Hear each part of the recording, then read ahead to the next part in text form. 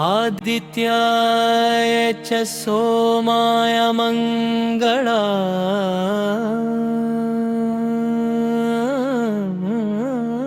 बुधाय च गुरुशुक्रशनिभ्यश्च राहवे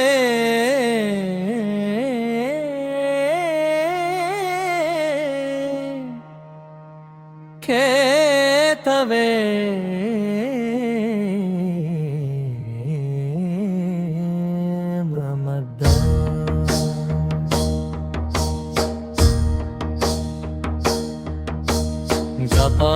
गपाकुसुमसङ्गाशं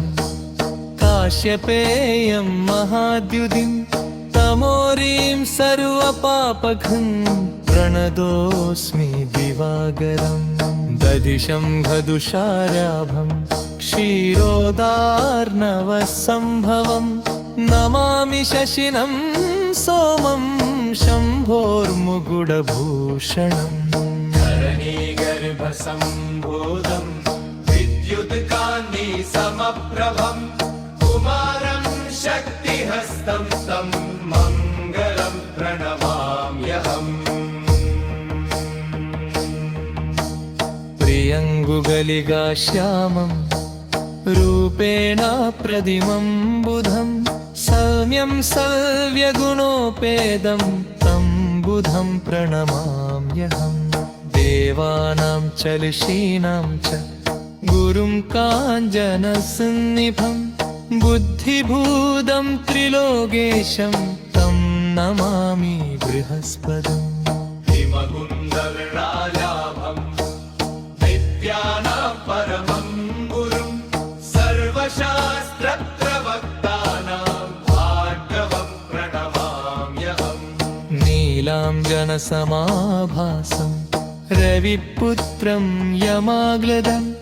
गायामार्ताण्डिसम्भूतं तं नमामि शनैश्चरम् अर्धगायं महावीर्यं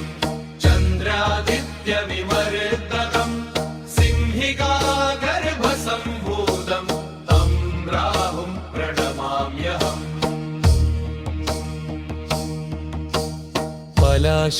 पलाशपुष्पसङ्काशं तारकाग्रहमस्तकं रग्रं रौद्रात्मकं घोरं तं केतुं प्रणमाम्यहम् व्यासमुखोद्गीतं या पठेत् सुसमाहितं दिवा वा यदि वा रात्रैः